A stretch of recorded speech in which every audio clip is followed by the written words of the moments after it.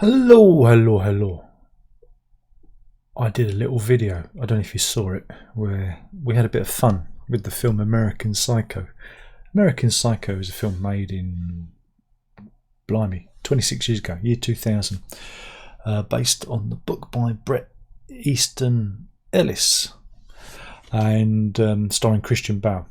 I am not Christian Bale, but using AI technology, I transplanted myself into an infamous scene of American Psycho and replaced Huey Lewis with Genesis and Invisible Touch for a little bit of comedic jolly japery. And what I thought I'd do here is actually show you, well, the process. And it was a bit of a process. It was a good afternoon of my time. It was a good afternoon of my time to do all of this. And again, if I show you, look, here's the timeline of the project, and again, there's various bits that were edited and put in and whatnot in Final Cut Pro. But again, the first thing you need to do is get the original scene. That was easy enough. I got that off of YouTube and downloaded it off of YouTube. But then the main issue is getting my face in to the movie. So what we did is there's this there are many services, but I use this magichour.ai one. I paid me subscription for the month.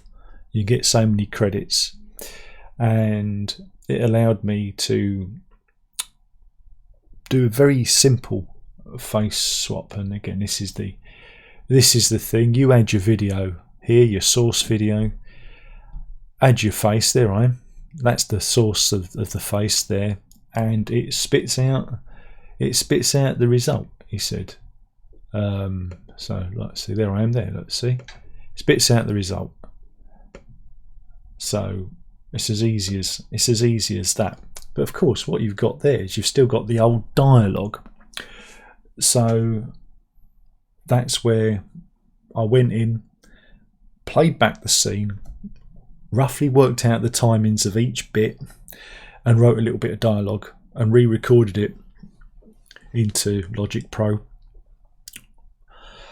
Right, so we have the face swapped content, then we have the audio file with the new recorded lines that I want to put in, and then we go back to this software and we go to lip sync mode, and then you can add your video. So I'm adding the face swap video into it, and then the new audio, and it changes the mouths.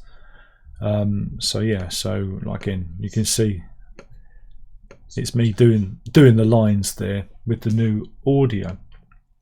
So it's a pretty involving thing. It took time to churn this out, and I edited the video down because again I wanted it to be snappier, more funny than horrific. You know, I didn't want all the blood and gore, because, you know, YouTube and stuff. I wanted this to be a family friendly version of it. So then you load it all into, all that stuff into Final Cut. And so, like I say, edits are made. I created a little bit there where, again, that is actually a still from the movie, and I've superimposed the album onto it and I think I used Grok for that to animate Christian Bale Bateman's hand moving the CD. See, so that is a still from the movie animated by Grok. Which is I don't know if you're getting that. Wait a minute. Let me just change my window so you can actually see what I'm doing. Yeah, so this bit here, that was a still image, and I animated that in Grok to create just a tiny little thing and dropped it in. We also have audio. There's like background audio from the original, which I pulled out when he's doing the moonwalk backwards. I basically recreated that. I did my own Foley using this. I did that as he goes across the floor. to kind of get the foot movement, because again, some of the background noise was missing because I replaced it with my own audio. So it's all these little bits that you had to do and add into it to make it feel more complete. Even the voice, I added some reverb and adjusted the EQ to make it kind of sound like it's in the apartment rather than it being my direct voice. Don't really think I achieved it too well, because reverbs and rooms are a bit funny, but you do your best with it. And then probably the most important thing was there was a little bit of ambient noise in the film, with, like, I guess it represented maybe the air conditioning in the apartment. You can hear it. There's ambient noise, just go like a hummer. And I looped that so that the whole thing has a background hum. This is the attention to detail. This is the attention to detail that we work to. And yeah, that is, like I say, all loaded in there. The hum is at the very, very bottom.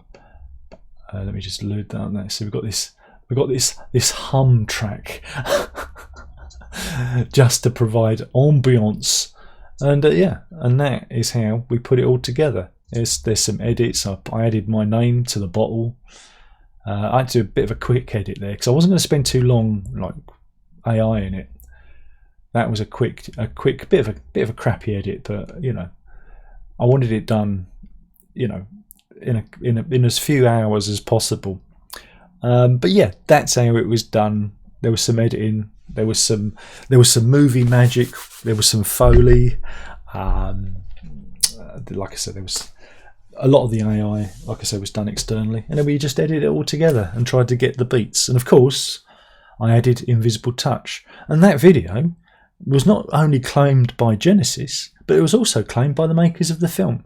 So they both get a share of whatever magic pennies that little spoof makes. But I just thought I'd show you how it was done. Again, you shouldn't let me anywhere near AI and video editing, because I do things like that and nobody wants to see that. That's where my sense of humour comes from. Again, with a bit more time, bit more money, and I could have probably done it in 4K and made it look a bit more snazzy, but I used, I think, a 720p rip that was on YouTube, so it's a bit grainy. I think that adds to like almost like a VHS quality to it, and it also hides, I think, some of the rendering issues. I mean, there was one bit with the glass, because he takes a drink from the glass when he takes the tablets, and unfortunately it kind of messes up the render. When he brings the glass down, the face is a bit wobbly, so I chopped that out. Anything that I didn't think worked went for the chop. But yeah, that's how the little skit was put together. Blood, sweat and tears for you guys, and I make nothing from it. So there you go. It's all free. It's all free. Let Genesis, let the filmmakers profit off my hard work, and it's all a bit of fun. Hopefully you enjoyed it. Hopefully you had some fun. If you haven't seen it, maybe it hasn't appeared in your timeline, I'll link you somewhere to it so you can watch the original skit. It's only about a minute 20 long, I think. So it doesn't. I want it to be, like I say, snappy. I didn't want it to be too long.